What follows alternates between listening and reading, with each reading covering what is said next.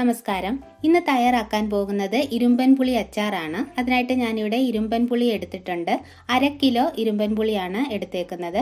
ഇത് വാങ്ങിയതൊന്നുമല്ല, എൻ്റെ വീട്ടിലുണ്ടായി തന്നെയാണ്. ഇപ്പം അങ്ങോട്ട് പറിച്ചതേ ഉള്ളൂ, അതുകൊണ്ട് തന്നെ നല്ല ഫ്രഷും ആണ്.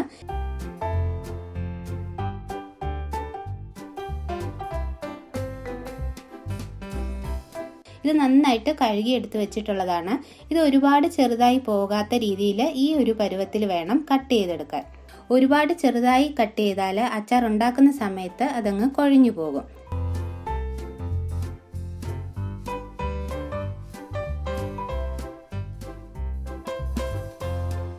ഇനി ഇതിലോട്ട് ആവശ്യത്തിന് ഉപ്പ് ഇട്ട് നന്നായിട്ട് മിക്സ് ചെയ്ത് വെക്കണം. 2-3 മണിക്കൂറെങ്കിലും ഇങ്ങനെ മിക്സ് ചെയ്ത് വെച്ചിരിക്കണം.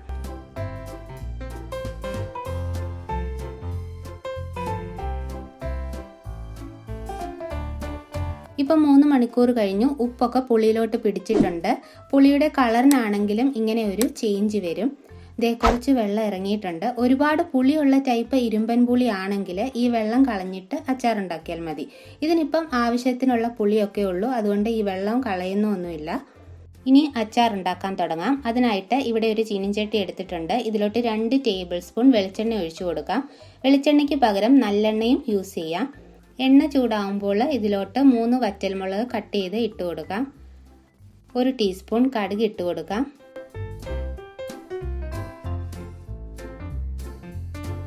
കടുക് പൊട്ടി കഴിയുമ്പോൾ ഇതിലോട്ട് വെളുത്തുള്ളി ചേർത്ത് കൊടുക്കാം. 1 കുടം വെളുത്തുള്ളിയാണ് എടുത്തേക്കുന്നത്.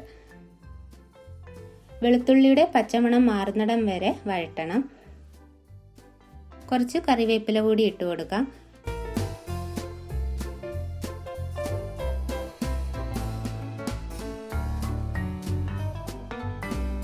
ഇപ്പം വെളുത്തുള്ളിയുടെ പച്ചമണമൊക്കെ മാറി. ഇനി ഇതിലോട്ട് 2 ടേബിൾ സ്പൂൺ മുളക് പൊടി ചേർത്ത് കൊടുക്കാം.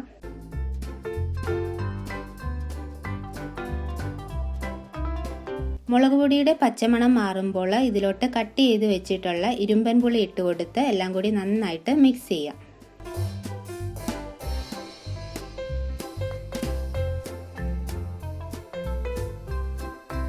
ഇനി ഇതിലോട്ട് 1 ടീസ്പൂൺ ഉലുവാപ്പൊടി കൂടി ഇട്ട് കൊടുത്ത് മിക്സ് ചെയ്യാം.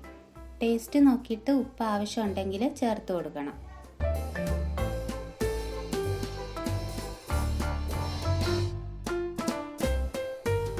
അപ്പോൾ അത്രയേ ഉള്ളൂ, ഇരുമ്പൻ പുളി അച്ചാർ റെഡി ആയിട്ടുണ്ട്. ഇപ്പോൾ ഇരുമ്പൻ പുളിയുടെ സീസൺ ആണ്. പറ്റുന്നവരൊക്കെ ട്രൈ ചെയ്ത് നോക്കുക.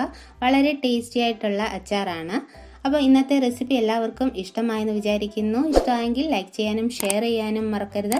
പിന്നെ ചാനൽ ഇതുവരെയും സബ്സ്ക്രൈബ് ചെയ്തിട്ടില്ലെങ്കിൽ ഒന്ന് സബ്സ്ക്രൈബ് കൂടി ചെയ്തേക്കണേ. താങ്ക്